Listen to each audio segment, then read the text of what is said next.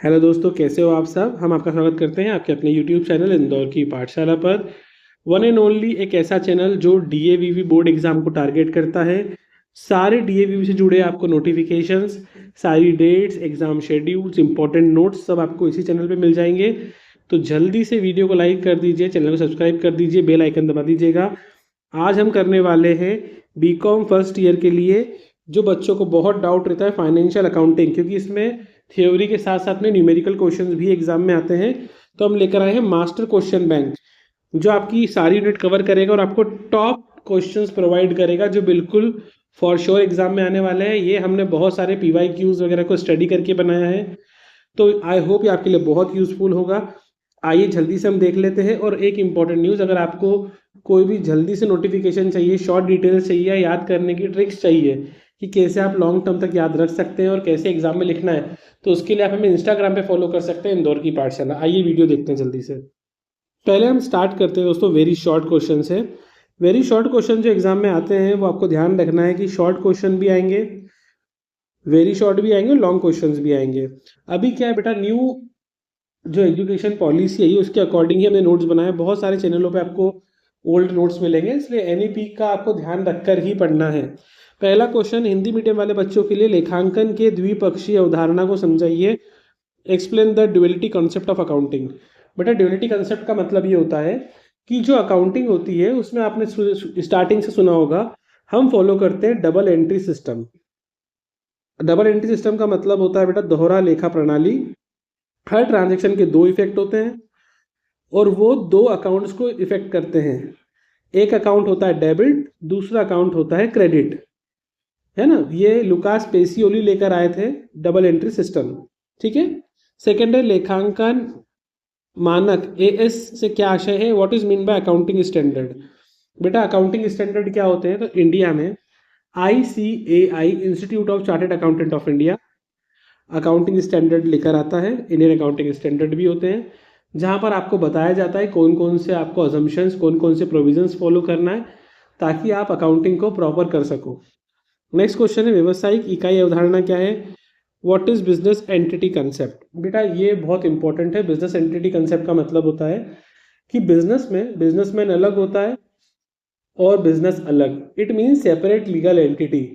Business पे businessman के personal relation का इम्पैक्ट नहीं पड़ना चाहिए और बिजनेस को आपको सेपरेट ट्रीट करना है, ये आपके लिए इम्पॉर्टेंट है। जैसे कि सिंपल सी भाषा में, अगर आपकी शॉप है और अगर आपने आपकी शॉप पे स्टॉक भर के रखा है, अगर आपके रिलेटिव्स को आप वो स्टॉक ऐसे ही दे दोगे, तो जब नेक्स्ट टाइम वो स्टॉक खाली हो जाएगा और आपको सामान खरीदना पड़ेगा, तो आपके पास सफिशिएंट अमाउंट नहीं रहेगा, फिर आपको अपने पास से कैपिटल लगाना पड़ेगी और इससे बिजनेस सक्सेसफुल नहीं चल सकता है बेटा। अगला क्वेश्चन है उच्चंद खाता सस्पेंस अकाउंट क्या होता है, व्हाट इज सस्पेंस अकाउंट। बेटा आपने ट्रायल बैलेंस पढ़ा होगा क्लास 11th में। ट्रायल बैलेंस में जब हमारा जो हम डेबिट और क्रेडिट का बैलेंस टैली करते हैं, अगर वो टैली नहीं होता है तो उस बैलेंस को टैली करने के लिए हम सस्पेंस अकाउंट खुलाते हैं। ये एक टेम्पररी नेचर का होता है, क्योंकि आप ट्रायल बैलेंस से सिर्फ हम अरिथमेटिकल एक्यूरेसी चेक कर सकते हैं। तो ऑन द स्पॉट अगर हमको फाइनेंशियल स्टेटमेंट बनाना है तो हम टेम्पररी अभी सस्पेंस अकाउंट क्रिएट कर लेते हैं, देन हम बाद में फाइंड करके आफ्टर एडजस्टमेंट करते हैं। वो एडजस्टमेंट की एंट्री भी करेंगे, हम समझाऊंगा आपको डिटेल में मैं। नेक्स्ट क्वेश्चन है व्हाट इज गुडविल, ख्याति क्या होती है बेटा। गुडविल का मतलब होता है बेटा एवरीथिंग जो आपको एक्स्ट्रा अर्न करने में हेल्प करे, मोर देन नॉर्मल, उसको आप गुडविल बोलते हो। फॉर एग्जाम्पल किसी बिजनेस मैंने, मान लो हम थोड़ी देर के लिए मान लेते ताज होटल है ना। ताज होटल के बारे में आप सब लोग जानते होंगे।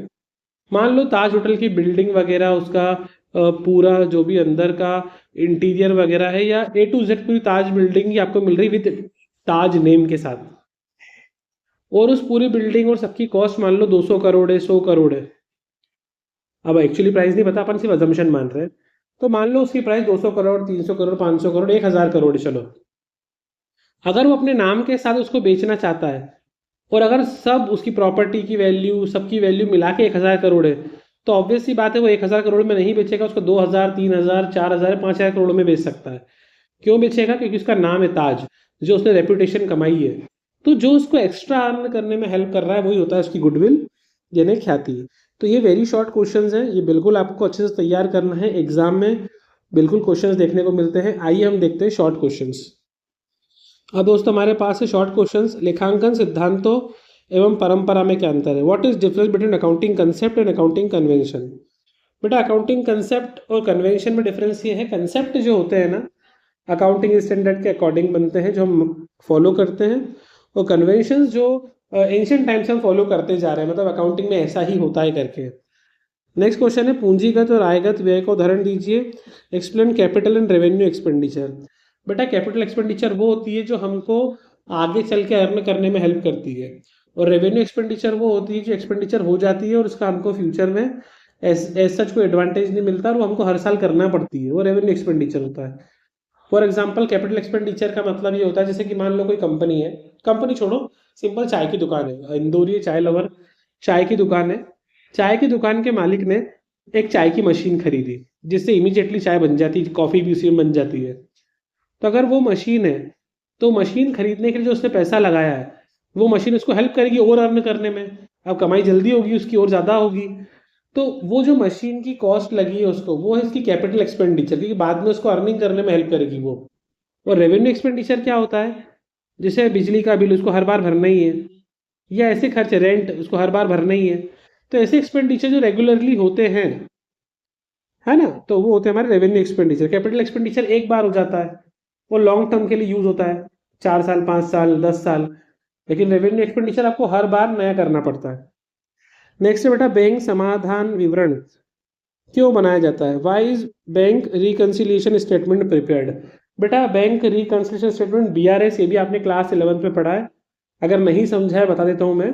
जब भी हम कैश बुक और पासबुक को टैली करते हैं, बेटा कैश बुक में बिजनेसमैन खुद एंट्री करता है, पासबुक में बैंक हमको एंट्री करके देती है ना, हम जाते हैं ना पासबुक लेके बैंक में, बैंक उसमें एंट्री करके देता है। तो जब कभी कैश बुक और पासबुक में डिफरेंस आ जाता है तो उस डिफरेंस को टैली करने के लिए हम बनाते हैं बैंक रिकंसिलिएशन स्टेटमेंट, ताकि कैश बुक और पासबुक के बैलेंस जो डिफरेंस आ रहा है उसको टैली कर सकें। इसके कुछ कारण हैं, जैसे कि मान लो कोई कस्टमर है, उसने आपको बिना बताए डायरेक्टली आपके अकाउंट में पैसा जमा करा दिया, पासबुक में आपका बैलेंस बढ़ गया पर कैश बुक में आपने लिखा ही नहीं। आपने किसी को चेक इशू करा, चेक आपने इशू करा किसी को और आपको लगा सामने वाला बैंक में जमा कर देगा तो आपके अकाउंट से बैलेंस कम हो जाएगा, तो आपने पहले अपनी कैश बुक में डिडक्ट कर लिया उतने अमाउंट, लेकिन सामने वाले ने बैंक में जमा ही नहीं करा, तो cheque issue but not present for payment. या फिर आपने किसी कस्टमर ने आपको पेमेंट करने के लिए चेक दिया, आप वो चेक जाके बैंक में डिपॉजिट करा के आ गए और आपने घर आके कैश बुक में एंट्री कर ली कि भाई मेरे पास बैंक में इतने पैसे आ गए, लेकिन एक्चुअली में वो क्लियर ही नहीं हुआ cheque, cheque deposit but not collected या बट नॉट क्लियर, या मान लो डिसऑनरी हो गया चेक। तो फिर आपकी कैश बुक में ज़्यादा बैलेंस दिख रहा है बढ़ा हुआ, क्रेडिट साइड में आपका ज़्यादा बैलेंस है, पासबुक में ऐड ही नहीं हुआ वो।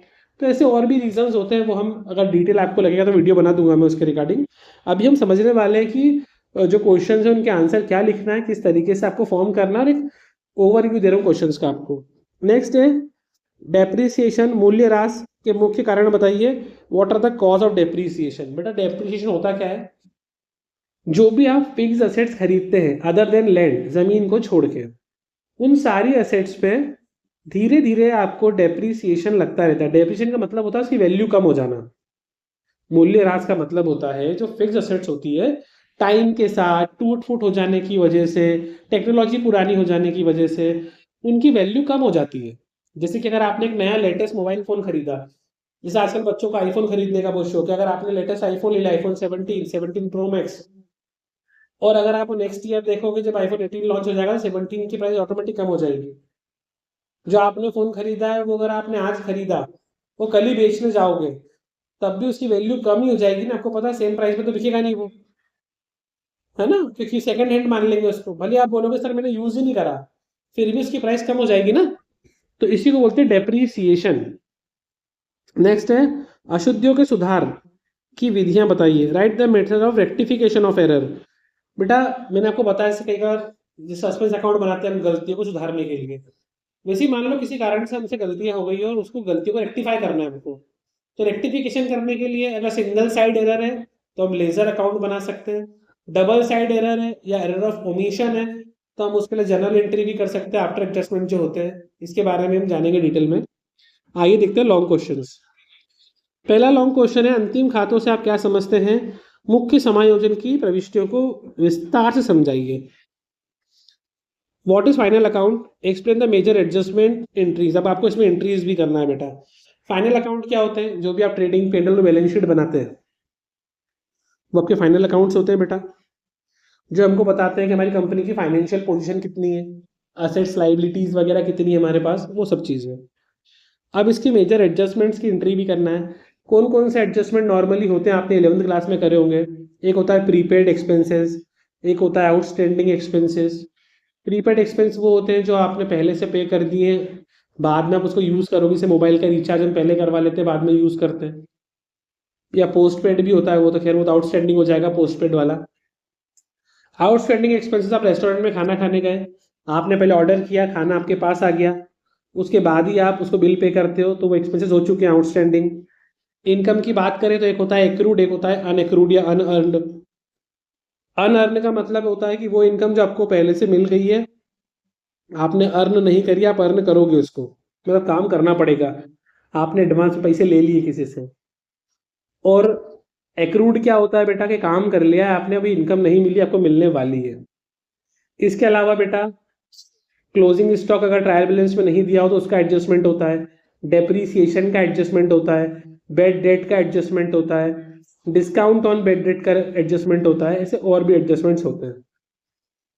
हास की स्थायी किस्त और क्रमागत हास्य पद्धति की तुलनात्मक विवेचना करें। डिफरेंस बताना है आपको, सिंपल है। स्ट्रेट लाइन मेथड और डिमिनिशिंग बैलेंस मेथड। बेटा डेप्रीसिएशन के दो तरीके होते हैं। एक होता है स्ट्रेट लाइन मेथड, मतलब कि ओरिजिनल कॉस्ट मेथड भी बोलते हैं। जब आपने एसेट्स खरीदी है तो जिस समय आपने खरीदी थी उसी मेन कॉस्ट के ऊपर आप डेप्रीसिएशन चार्ज कर रहे हो, और हर साल आप उसी प्राइस पर डेप्रीसिएशन लगा रहे हो, तो उसको बोलते हैं स्थायी किस्त या straight line method. Diminishing balance method, इसको क्रमागत हास्य विधि बोलते हैं, या फिर इसको रिटर्न डाउन वैल्यू मेथड भी बोलते हैं। इसमें क्या होता है बेटा, फर्स्ट ईयर तो जो आपने कॉस्ट खरीदी उस पर लगाएंगे। जैसे कि मान लो आपने एक मशीन खरीदी, या मशीन छोड़ो, हमने एक मोबाइल खरीदा 10,000 रुपीज में। हमने माना कि यार ये 5 साल में फोन बदलना पड़ेगा, 5 साल से यार चलेगा नहीं, तो आपने सोचा कि 2-2 हज़ार रुपए में हर साल डेप्शन माइनस कर दूंगा, ताकि जब पूरा 5 साल खत्म हो जाए तो आपके पास नया फोन खरीदने के लिए पता रहे अमाउंट आपकी आ जाए। तो पहले आप 10,000 रुपीज लिखा, बाय डेप्रिशिएशन में 2,000 रुपये माइनस करें, अब बच गए 8,000। फिर अगली बार फिर 8,000 में 2,000 माइनस करेंगे, फिर 6,000, फिर 6 में 2 माइनस करेंगे, फिर 4,000। ये हो जाएगा आपका स्थायी पद्धति, स्ट्रेट लाइन मेथड। पर रिटर्न डाउन वैल्यू में क्या होता है, पहले आपने 2,000 लगाया 10,000 का, 10,000 के ऊपर आपने 2,000 डेप्रिसिएशन चार्ज कर दिया, 2,000 रुपये डेप्रिसिएशन चार्ज करा, अब बचा 8,000। तो अगली बार आप 8,000 पे डेप्रिसिएशन निकालेंगे। जैसे मान लो अगर परसेंटेज दे रखा है 20%, तो 10,000 का 20% निकाला आपने, 2,000 आ गया। अब अगली बार 8,000 का 20% निकालेंगे, ना कि स्टार्टिंग वैल्यू का। ऐसे हर बार जो बैलेंस बचता जाएगा आप उस पर डेप्रिसिएशन चार्ज करेंगे। रिटर्न डाउन वैल्यू मेथड में लास्ट में वैल्यू कभी भी जीरो नहीं होती है, बैलेंस जीरो नहीं होता मशीन का। नेक्स्ट बेटा गार्नर बनाम मर्रे नियम, very very important. Garner and Murray नियम, अगर आपको इसकी डिटेल वीडियो चाहिए तो आप मुझे प्लीज़ कमेंट कीजिए, प्लीज़ शेयर डिटेल वीडियोस, तो मैं आपको उसके लिए बना के दूंगा। ये केस लॉ वेरी इंपॉर्टेंट है, ये करना ही है आपको। अगर आप चाहोगे तो मैं ये केस लॉ छोटे में समझा दूंगा, शॉर्ट में अलग से आपको 2-3 या 5 मिनट की वीडियो बना के। नेक्स्ट क्वेश्चन है, साझेदारी फर्म के विघटन पर वसूली खाता कैसे तैयार किया जाता है? Realisation account prepared on the dissolution of partnership. बेटा दो तरीके का डिसोल्यूशन होता है, डिसोल्यूशन ऑफ पार्टनरशिप और डिसोल्यूशन ऑफ फर्म। जब डिसोल्यूशन ऑफ पार्टनरशिप होता है तो बेटा ये डिसोल्यूशन ऑफ पार्टनरशिप फर्म लिख लो क्वेश्चन में, इसको फर्म प्रिंट नहीं हुआ। डिसोल्यूशन ऑफ पार्टनरशिप का मतलब होता है कि पार्टनर का आपस में रिलेशन खत्म हो गया पर फर्म चल रही है अभी भी। जब एडमिशन होता है, रिटायरमेंट होता है, डेथ हो जाती है ना, तो ऐसी कंडीशन में होता है बेटा डिसोल्यूशन ऑफ पार्टनरशिप, मतलब साझेदारी का समापन। फर्म का समापन नहीं होता, लेकिन फर्म का समापन कब होता है, जब पार्टनरशिप फर्म ही पूरी खत्म हो गई हो, सारे पार्टनर मर गए, किसी एक को छोड़ के सारे पार्टनर इंसॉल्वेंट हो गए, बिजनेस जो था उसने अपने पर्पस से दूसरा काम कर लिया, है ना, या सबने नोटिस देके डिसॉल्व करवा लिया, या फिर कोर्ट के द्वारा डिसोल्यूशन करा सकते हैं। फर्म में लगातार लॉस हो रहा है तो पूरी दुकान ही बंद कर दी आपने, तो उसके लिए हम बनाते हैं रियलाइजेशन अकाउंट। इसमें क्या होता है बेटा, हम सारी एसेट्स को बेच देते हैं और उनसे जो पैसा आता है उसे लाइबिलिटी पे ऑफ कर देते हैं। फिर भी अगर पैसा बचता है तो पार्टनर्स कैपिटल अकाउंट बना के पार्टनर्स में डिस्ट्रीब्यूट कर लेते हैं। ठीक है, नेक्स्ट क्वेश्चन है, किराया क्रय पद्धति हायर परचेस की विशेषता बताइए। What is feature of hire purchase. बेटा हायर परचेस, हायर समझते हो ना आप, गाड़ी जो या कोई चीज़ होती है हायर पे ले लेना। हायर मतलब जैसे आप कहीं बाहर घूमने जाते हो, है ना, तो आप वहाँ पे गाड़ी किराए पे ले लेते हो घूमने के लिए। जैसे नॉर्मली गोवा वगैरह जाते हैं हम, या गोवा छोड़ो, आजकल तो कहीं भी आप घूमने जाओ तो आपको गाड़ी वगैरह रेंट पे मिल जाती है। हमारे इंदौर में गाड़ी रेंट पे मिल जाती है ना, खुद की गाड़ी तो आप रेंट पे भी ले सकते हो। तो वो हायर परचेस होता है बेटा। ठीक है, तो यह आपके पास 5 very short question, 5 short question और 5 लॉन्ग क्वेश्चन थे। अगर आप इनको तैयारी अच्छे से कर लेते हो तो आपका थ्योरी को पोर्शन तो कंप्लीट हो जाएगा। अगर आप न्यूमेरिकल चाहते हो तो मैं उसके लिए अलग से वीडियो बना सकता हूँ कि कौन कौन से न्यूमेरिकल्स या किस किस चैप्टर से आपको न्यूमेरिकल तैयार करना है। आई होप ये वीडियो आपको बहुत हेल्पफुल लगा होगा। अगर अच्छा लगा तो प्लीज़ कमेंट जरूर कीजिएगा, क्योंकि ये हमारा मोटिवेशन बूस्ट करता है वीडियो बनाने के लिए। फाइनल ईयर के स्टूडेंट तो बहुत सपोर्ट करते हैं, बस अब आपसे उम्मीद है कि फर्स्ट ईयर वाले बच्चे भी बहुत ज़्यादा सपोर्ट करेंगे। तो मिलते हैं हम आपसे बहुत जल्द। नेक्स्ट वीडियो आपकी कॉस्ट अकाउंटिंग की भी है, और बिजनेस लॉ जो आपके लिए नया होगा, वो कॉस्ट अकाउंटिंग भी आपके लिए नया होगा। आई होप उसमें आपको मेरी मदद लगेगी और मैं आपकी बिल्कुल हेल्प करूँगा। तो मिलते हैं फिर बहुत जल्दी नेक्स्ट वीडियो में। आप लाइक कर दीजिए, चैनल को सब्सक्राइब कर दीजिए, बेल आइकन ज़रूर दबाइए, और जितना हो सके अपने सारे दोस्तों को भी शेयर कीजिए बेटा, है ना। All the best.